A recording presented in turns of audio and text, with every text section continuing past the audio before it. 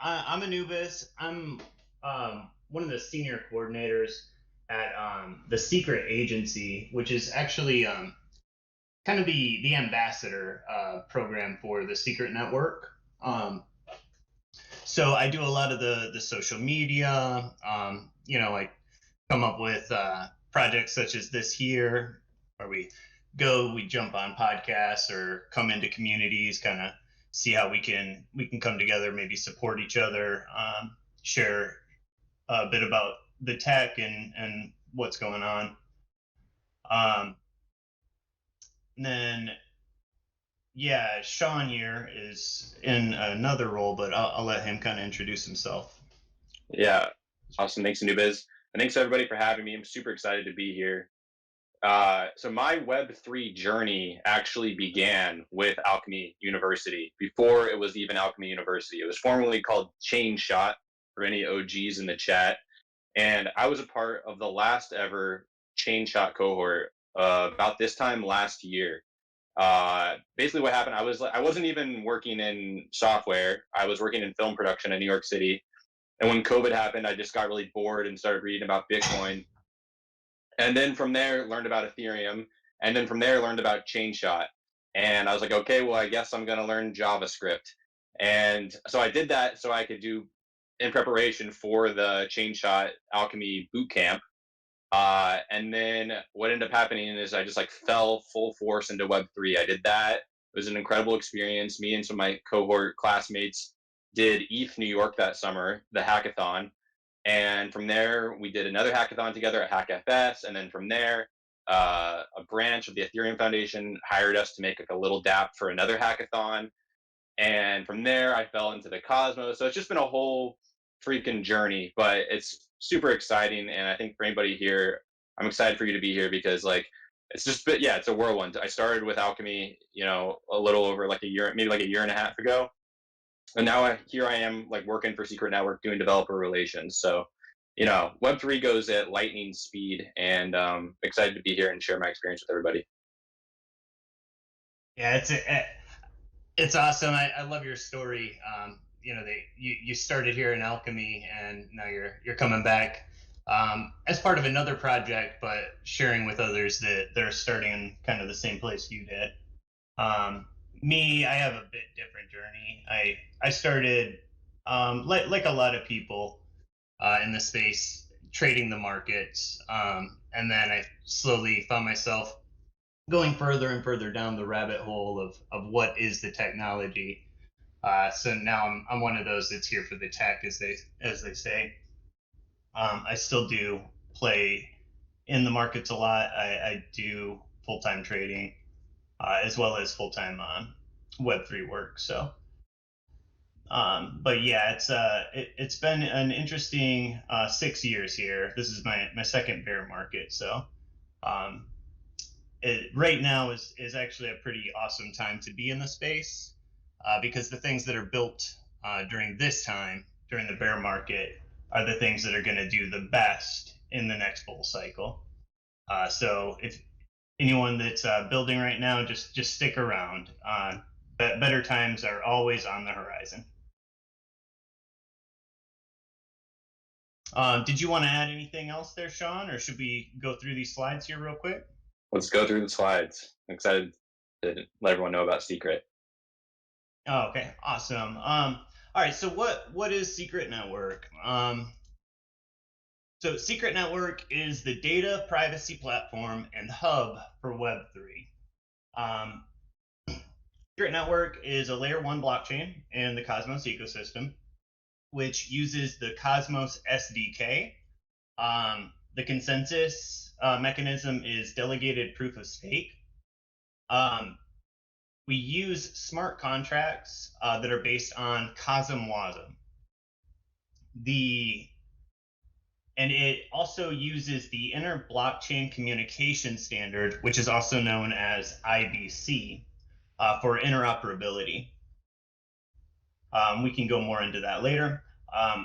The network interoperability also includes interchain smart contracts, meaning that a contract can actually be initiated on a public blockchain and executed on secret network, and vice versa.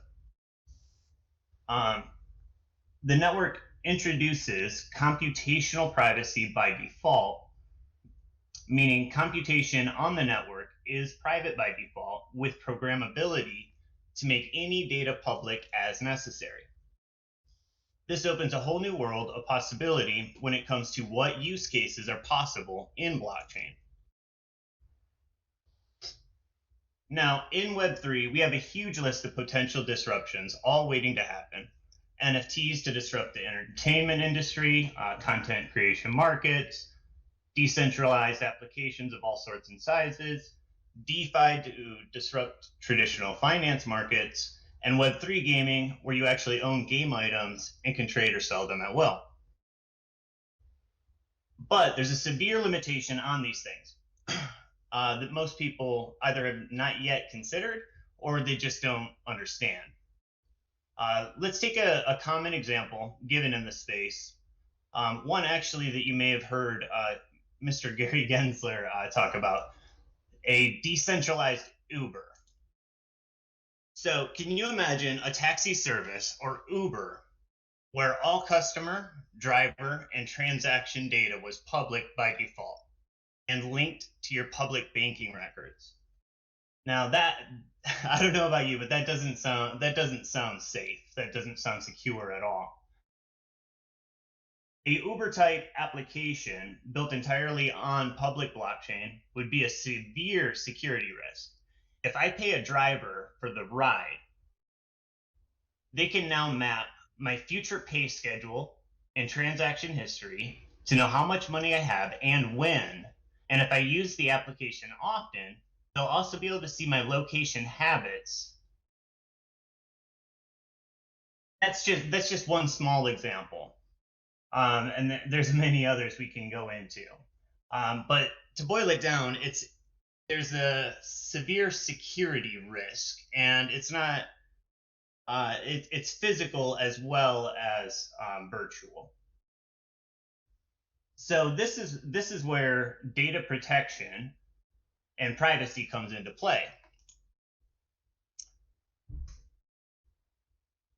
Secret network encrypts the input, state, and output of computations, transactions, and balances. Data access can be customized to protect users while simultaneously enabling compliance. Example, in that Uber example, your home address and your taxi rides would stay private.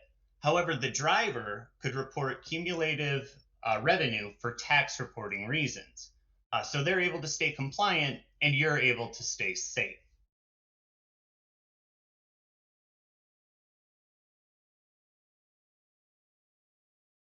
Now, Secret Network uses a public native coin for staking, governance, and transaction fees.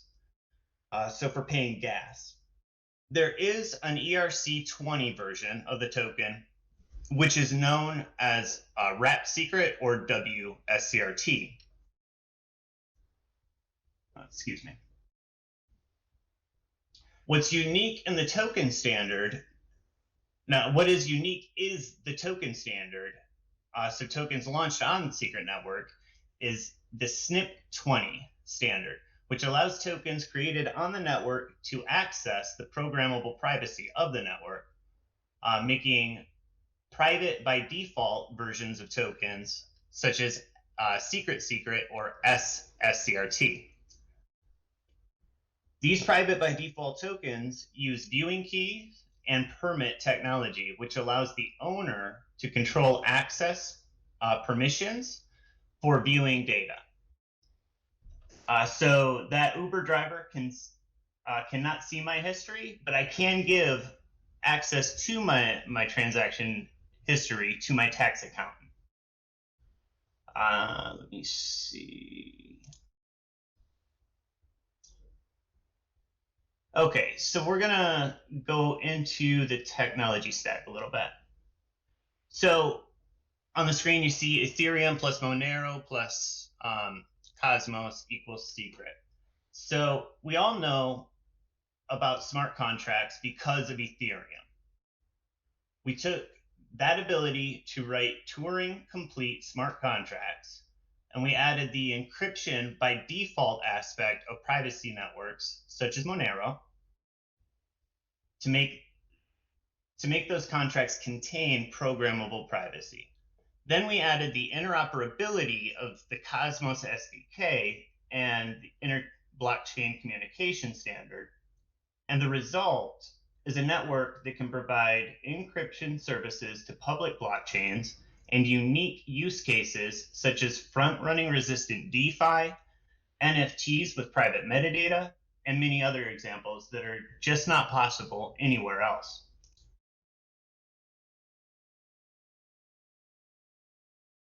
Some of the developer insights, inputs, outputs, and state of computations are encrypted, only decrypted on the fly inside of the Intel SGX SPS Trusted Execution Environment, otherwise known as the Secure Enclave, which functions as a black box. All validators compute and reach consensus by submitting hashes on-chain. Smart contracts are written in Rust and compiled to CosmWasm. Network utilizes a combination of secure enclaves and key management and encryption protocols for privacy. On our network. Hey, AnewbiZ, I'm so sorry to cut you off. Yep. Do you think like you can not share the screen and then reshare the screen again? Because some of the members in the chat, they cannot view the screen for some reason. Oh, they can't see it. So basically stop the stream and then start it again. Yeah, 1 second. Let me pull it real quick. There we go. All right, I'm gonna try and reshare it now. Yeah, just I didn't want anyone else to not see it. That's why. Can everyone see it? Yeah, if you guys could just let me know. Make sure everyone can see it. Yep, I think people can see it now. Looking good now? Yeah. Awesome. Yep. Awesome. All right, so let me see, where were we? Oh yeah, so on our website, we actually have SCRT.network, nice and easy to remember. We have links to support, all of our documentation, guides, tools for developers looking to build and launch. That's a great place to get started. And then we also have our Discord for additional help for support for users and developers. We also do have various funding opportunities, including a $100 million ecosystem pool, some grant programs, and we have been running a series of hackathons as well. Let me see.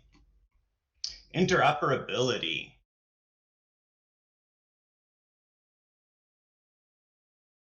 Chain universe with key partner integrations in order to become the layer 1 privacy solution for all public by default blockchains. Secret Network is IBC enabled as part of the greater Cosmos ecosystem. If you're familiar with Cosmos, it is the internet of blockchains, and the reason is IBC. IBC is it's a messaging standard which allows blockchains to communicate between each other, which it's one of the I guess it's one of the biggest issues facing most blockchains outside of the Cosmos.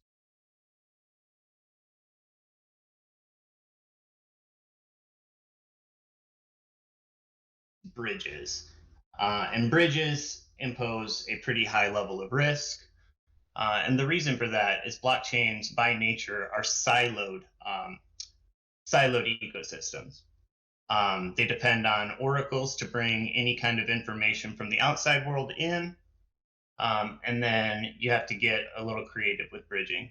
So with IBC, it's actually built right into the technology, the ability to message back and forth between any other network which is built on the Cosmos SDK.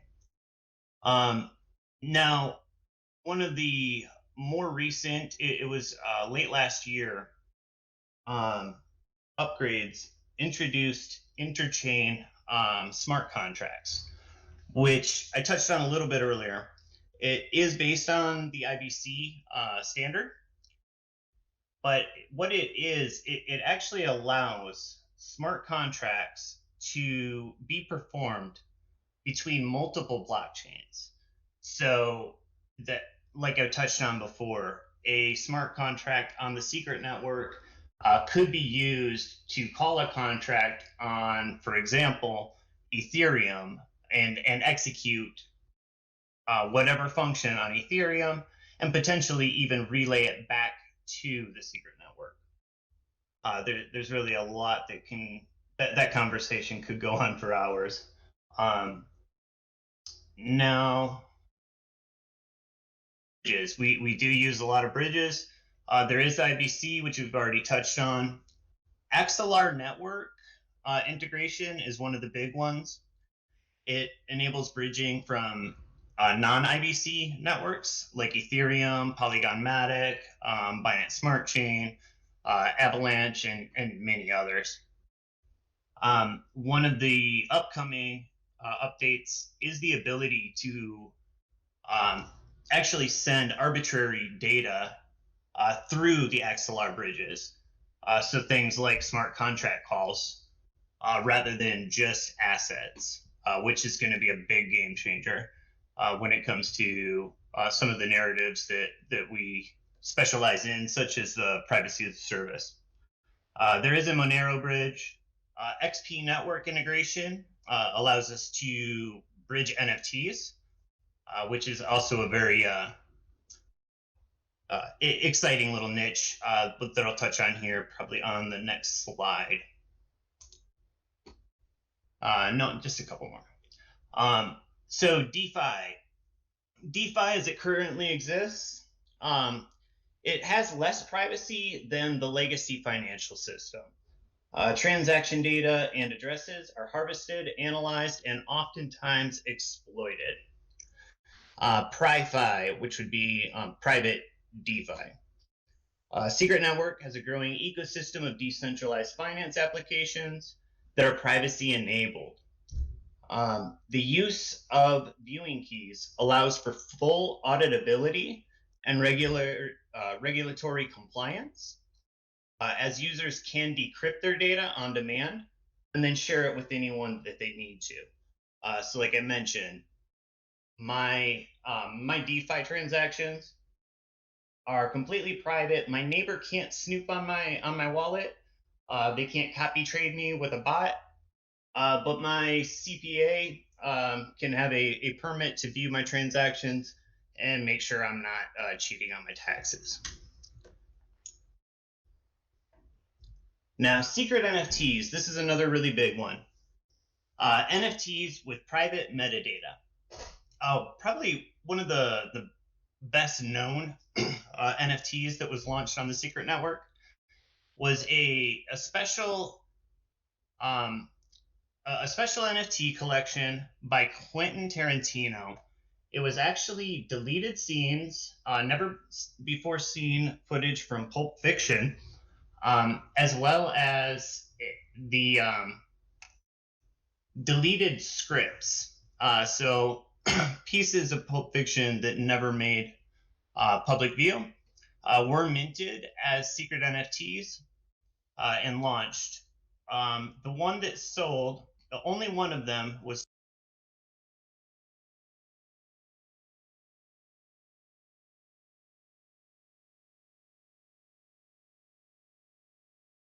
also a full-length feature film that was directed by Kevin Smith, which is the director who made Mallrats, Dogma, Jay and Silent Bob, and several others. That was also minted on the Secret Network.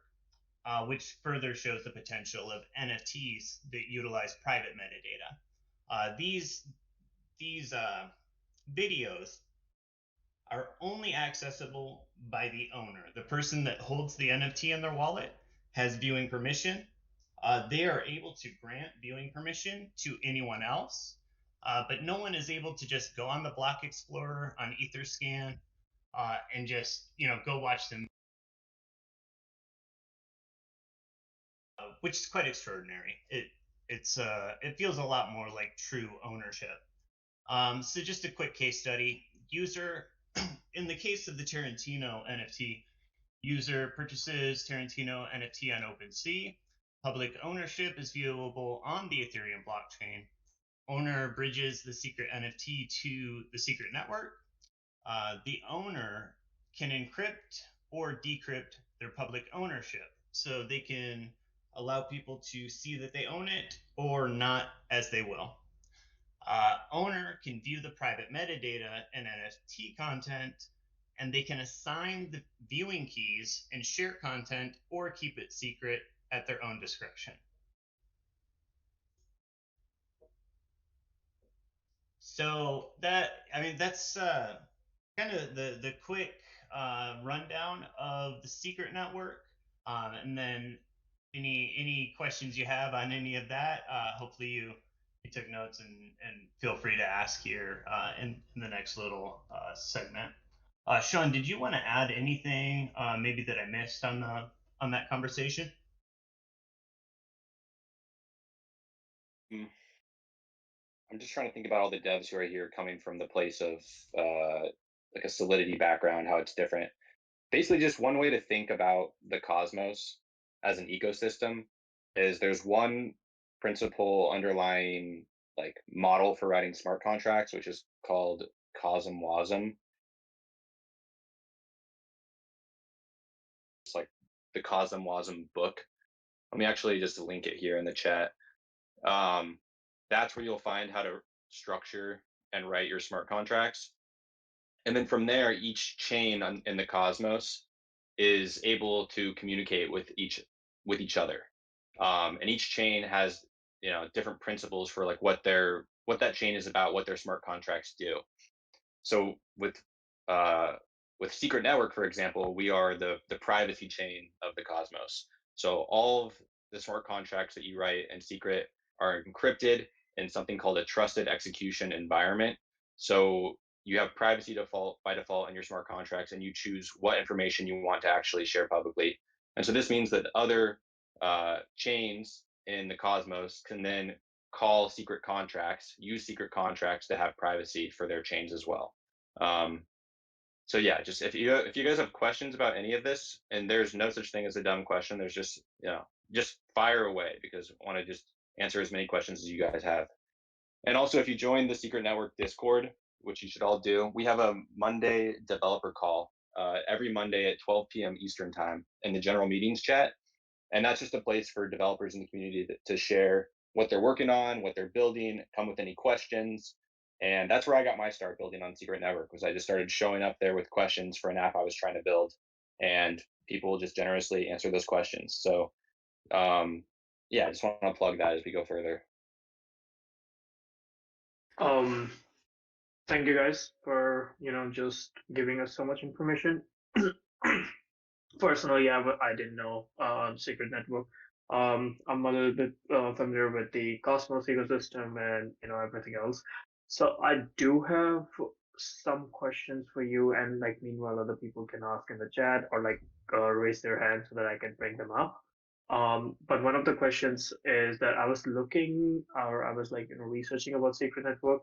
So it says like there was some news of 400 million dollar funding in the ecosystem or something like that. Like, do you have some idea on what it actually happens, or how that works out, so that if someone wants to build on top of Secret Network and get funding, how do they do it?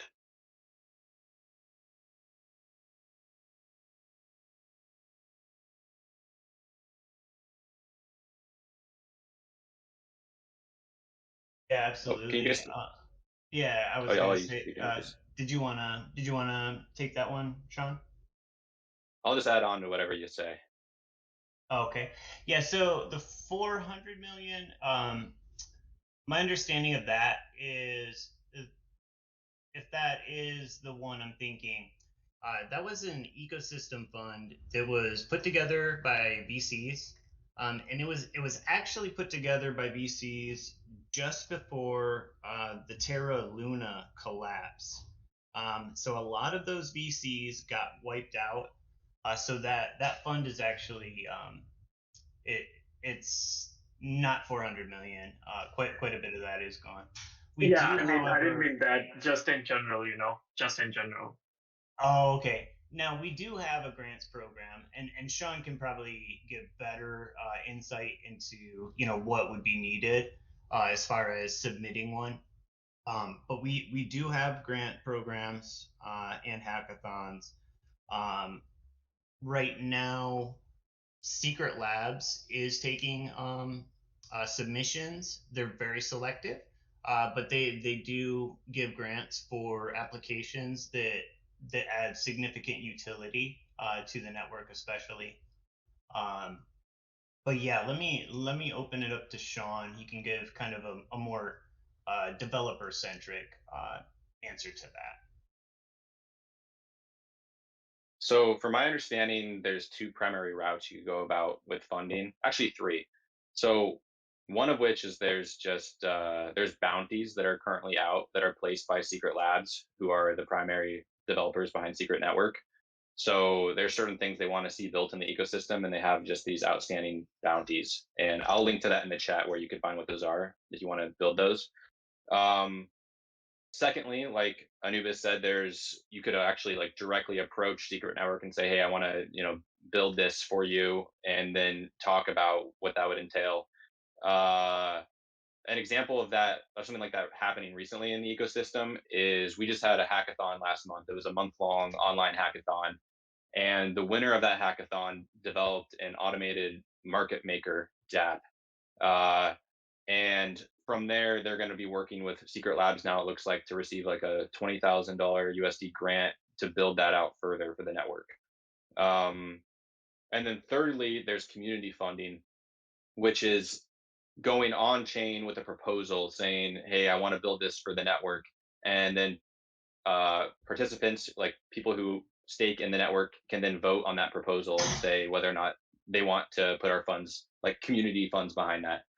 Um, and I will just say that, like right now in the bear market, the community, from what I've seen, has been very hesitant to spend funding on almost like anything like that. So the majority of funding that I've seen right now, it's like happening directly from Secret Labs. Oh, I see. That's really interesting. Actually, I also just joined the Secret Network Discord, so probably definitely gonna see you guys over there. There. Um, One another thing was like just my own question is like, how does the whole idea of like customizable privacy come in?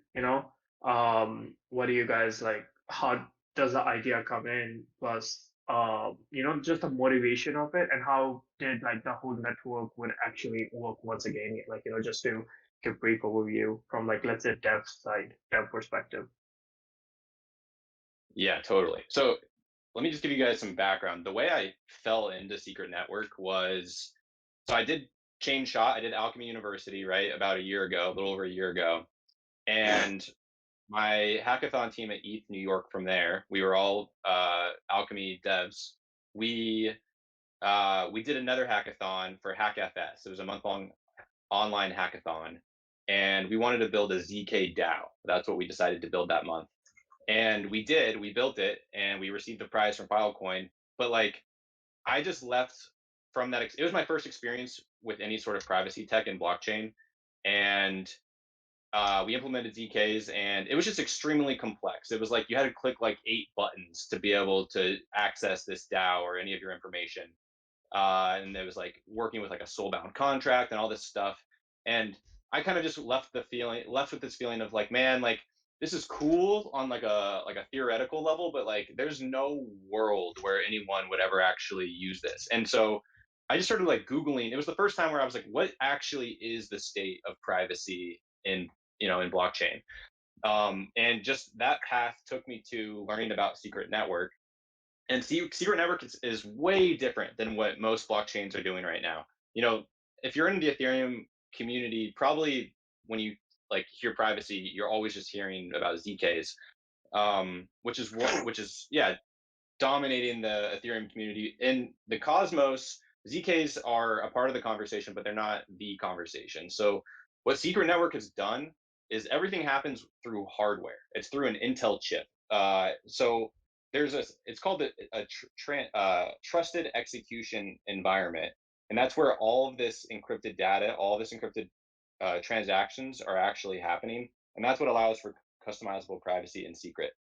And so because of this, like the trade-off is that it's like it's less secure than like just having provable math, but in terms of like what you're actually able to do with it, there's just a lot more customizable privacy and ease of use. So like for example, what really brought me into the Secret Network fold was like I had this idea where I wanted to build a uh, a private business card DApp, right? I had this idea where I was like, I want to be able to make business cards where whenever I create a business card, I can share it with anyone. And then at any time I can update that business card for them. So like if I move addresses, for example, and somebody already has access to my business card, I can submit a transaction that then updates that business card for everybody who has access to it. But when I started thinking about this, that's like when I started to be like, oh wow, but then I'm doxing myself if I have like information that's public on chain. This is what brought me to Secret Network, and I was able to build, you know, the V1 MVP version of this DApp on Secret, and like I had to learn Rust to do this, right? But learning Rust to me, in terms of what I was able to actually build as the end product, in terms of like usability, it was so worth the hurdle of learning Rust to be able to build this on Secret, and it really got me excited about privacy tech and like what is actually possible on blockchain. That is pretty good. I really love it. So Al asked to Sean, was that your final project? Uh, the one that you just mentioned. And then Yikes was asking if they can build on top of Secret Network if they don't know Rust. Um, let's see. So okay, so two different questions. So the first Yeah. question, Al's question, that was my original idea, was to build this privacy as my chain shot final project. Oh my gosh, this is bringing it all back. Uh, but when I had this idea, I was a complete and total noob, and I still am. You know, I feel like I'm a noob every single day I wake up in this space. But then I was like the greenest noob of all the noobs, and so I had no understanding whatsoever of like what the privacy landscape even looks like and what it would be like to try to go down to make this application.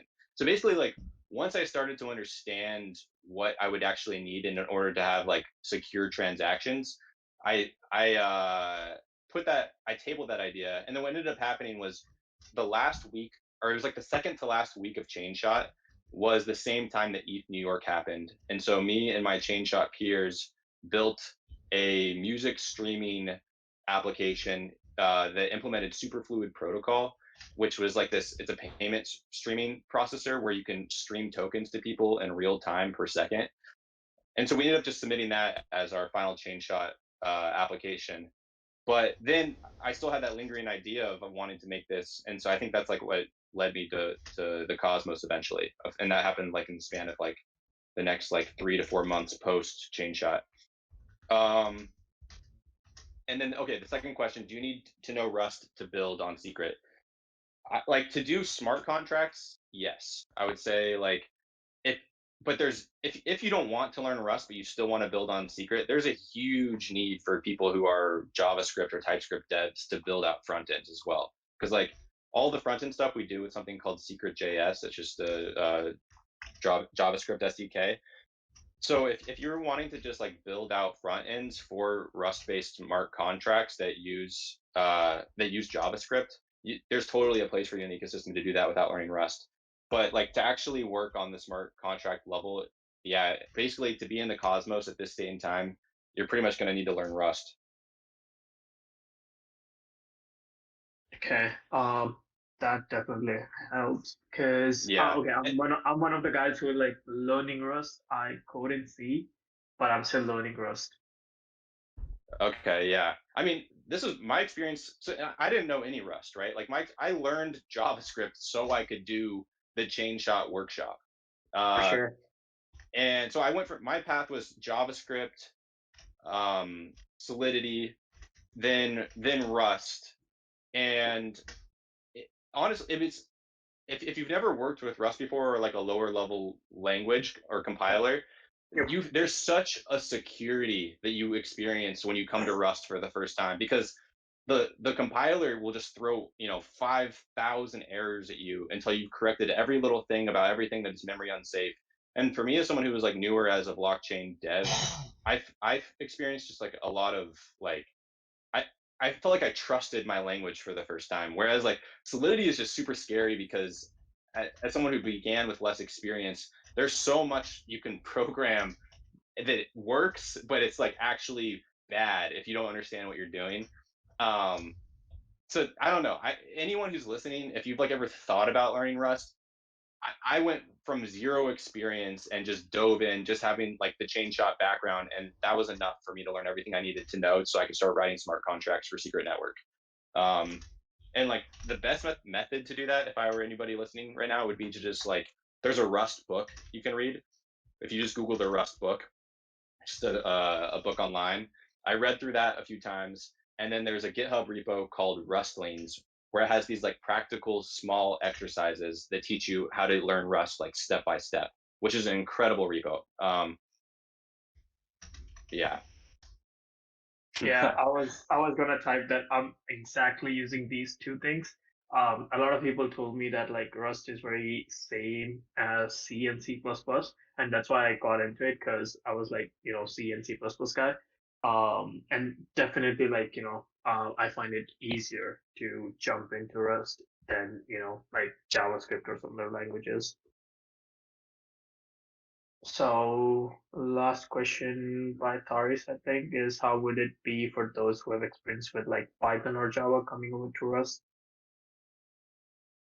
um, I can't answer that question sufficiently because I don't have experience with Python or Java. I would just say jump in though. Like I would just go, just if anything, check out Rustlings and see how it feels. Um, because yeah, I again, my experience was it was just the chain shot curriculum background, and then also Mhm. for me, the only way to truly learn is to have something that you're excited about to build. Like chain shot was what created this like thirst to build this business card application. And then from there, once I had that vision for what it was, I still had no idea how to actually implement it, right? Because I was a complete noob. But I just kept learning things that led me to the path where I was actually like able to see it completed. Um, and something else in that vein, I would just say is like, and what has been my entire Web3 experience is just like the generosity of builders and the ecosystem.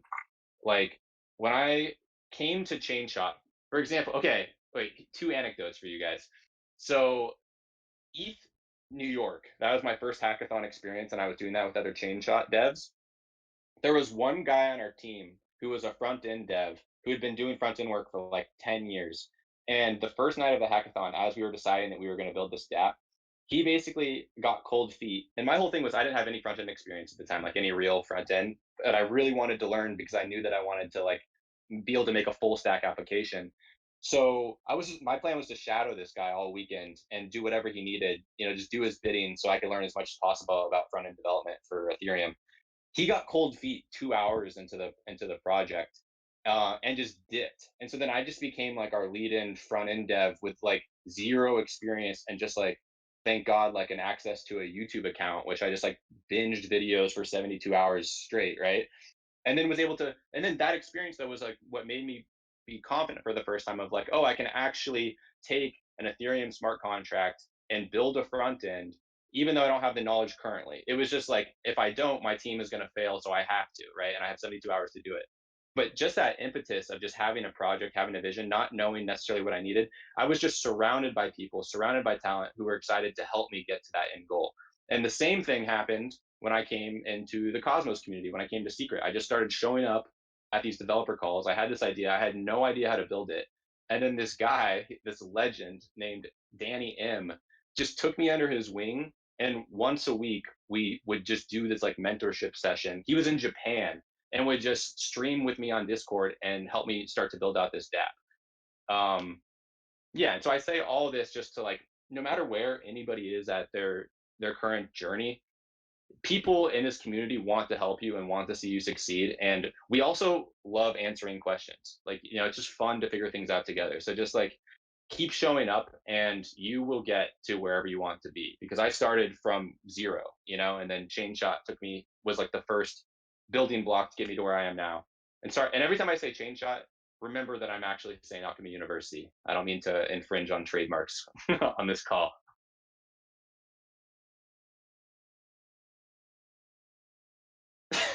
Al says, say Chain Shot. Say it for the people in the back. All right. Yeah, definitely. Chain Shot fired. Chain Shot it is. Someone raised their hand to come and talk, and I bring them up. I'm bringing them up, but they're not coming.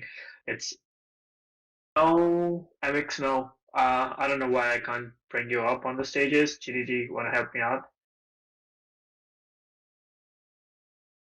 And meanwhile, I think they're gone. That's okay. Yeah, but that was actually a nice story because every time, like, I understand that this is what happens.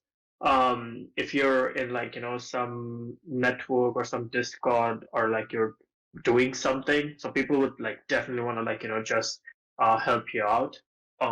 That's what I've felt with Alchemy. That's what I've felt with Developer DAO anywhere else. As long as like I'm trying to put myself out there, people generally help. So definitely a good idea. Um, that's all that I have. Anyone else has any questions before we, like completely turn this off or, anything else? And do you guys want to add something, Sean and AnewbiZ, more on like, let's say a founder side, if someone is like, founding their own startup or project, how should they actually move? Um, what should they do to, raise funding or like marketing, anything in general? Meanwhile, like we're waiting on someone if someone wants to ask any questions. Otherwise, like, we'll just call it off.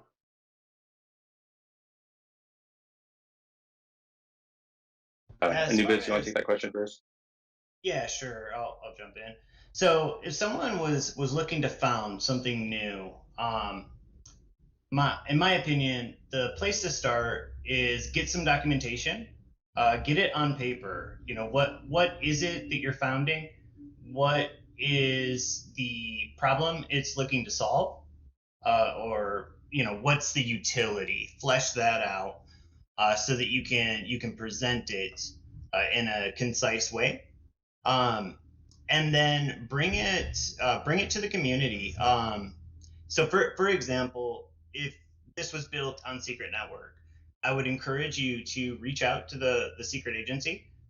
We do have agents that's what they do. They would help with the marketing aspect of it. They would help feedback the documentation. If someone needed help writing or formatting the content, you can get support in a lot of those things.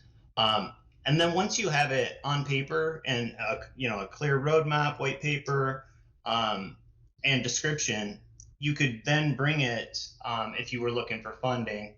Like Sean said, pick one of the paths for funding. You can bring it to the community. You could bring it as a grant request, and so forth. But definitely reach out, get some community support as far as feedbacking it, and that would be feedbacking the presentation itself, but also maybe especially if you're just beginning, it's a good idea to get some feedback on what it is you're building as well. It can help you kind of adjust the features and such as you're building it. Yeah.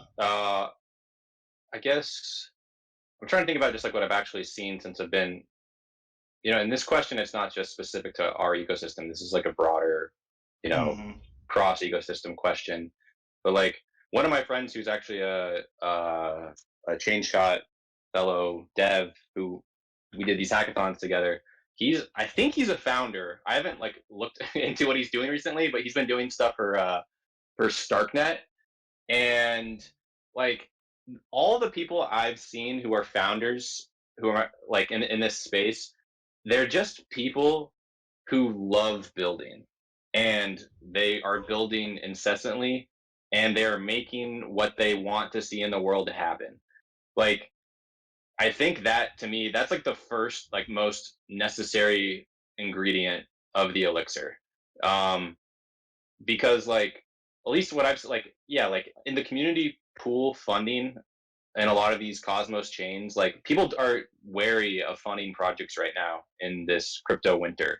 But like the people who Mm-hmm. are building are still building and positioning themselves to be successful for like when like VC money, I guess, is flowing again. Um, so yeah, I don't know like the the overarching answer to this question, but I would just like that thirst to create, I think will take you so much further than like any other thing else in this ecosystem. Yeah, absolutely. I definitely agree with that. The more that you can get built out, before presenting as well, because yeah, like Sean said, in this market, and it's not even just Cosmos or Secret. It's every network is pretty reluctant to fund things out of the community pool, because most community pools are funded by the network token, and the price of that token is down a good 80% right now, or more so. But if you can, the more you have developed already and built, if you can present code, the more of that you can show, definitely the better your odds of getting funding. Um, and then of course building out and just waiting for the market to kind of um, kick up again, is another pretty good strategy. Is once the market goes into bull season, it funding becomes a lot easier. I shouldn't say it's easy, but it's a lot easier. That's for sure. Yeah, and I guess another point just in terms of funding is like if you think about funding not as just like for your application, but as a career in this ecosystem.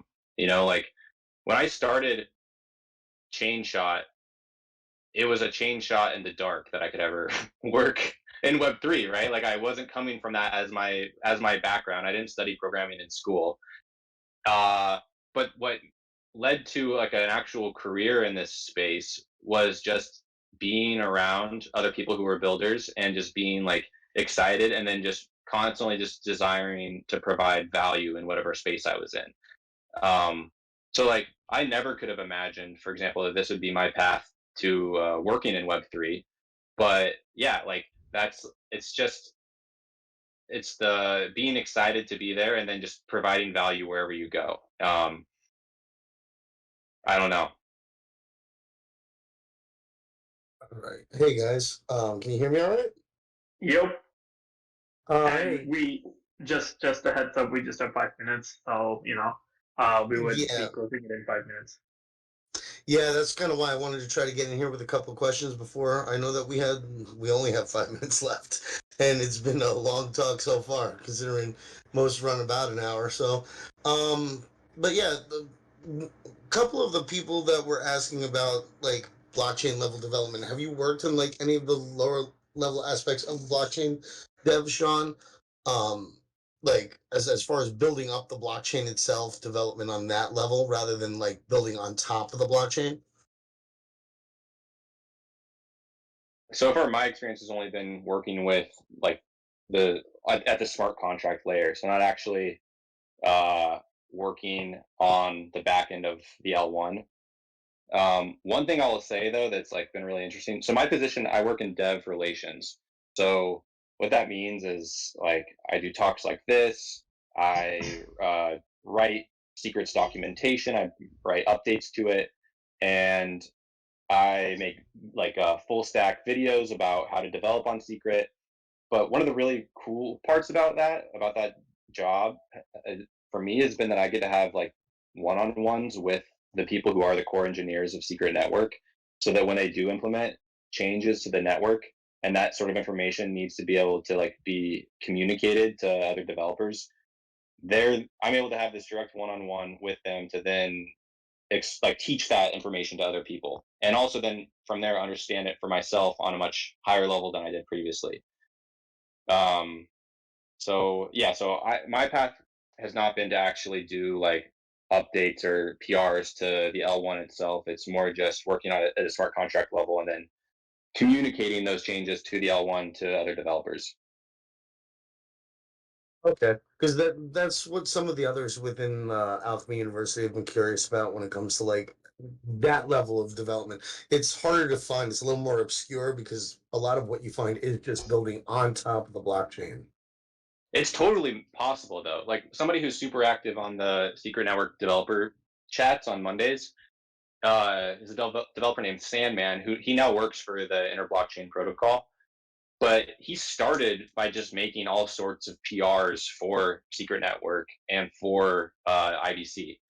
But like, yeah, he like to do that, you have to have a really thorough understanding of the network, I think. And like, so if you're able to do that and you're able to provide value and you're making those PRs, I see no like the only thing that's stopping you is the knowledge. But if you're able to do that and you're able to make changes that are, you know, positive for the network, to me that's like the fastest track into actually like getting hired by a protocol. Because there's no barrier to entry from what I've seen. All right, thank you. I appreciate that. I know we had a lot of questions about it from a few people.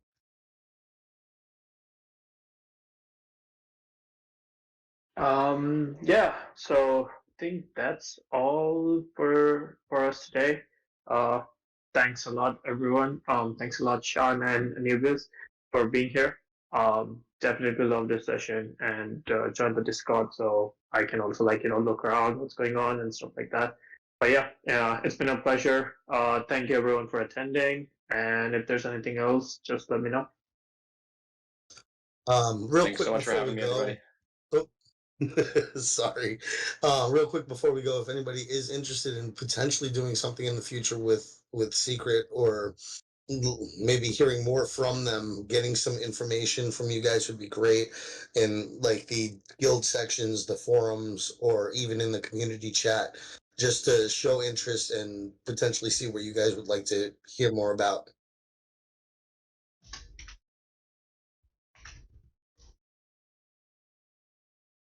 Yeah, Yeah, totally thanks open for to doing a developer workshop. that. Would be awesome. And I just wanted to say thanks for having us. Yeah, it was a pleasure to come on and join. If you guys do jump in the Discord, feel free to say hi. I'm always in there. It's the same username.